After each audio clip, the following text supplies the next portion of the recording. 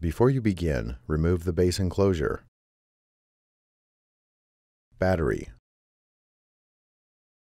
wireless module, hard disk drive assembly, display panel assembly, and display bezel.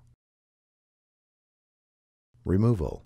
Disconnect the webcam cable from the connector on the left webcam daughter board.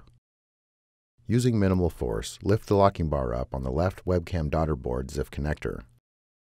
Using a non-metallic flat-bladed tool, carefully separate the left webcam daughter board from the adhesive on the display enclosure and disconnect it from the ribbon cable and remove.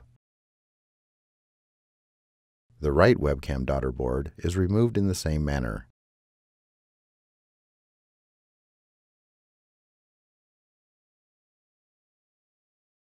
Reverse this procedure to install the webcam daughter boards.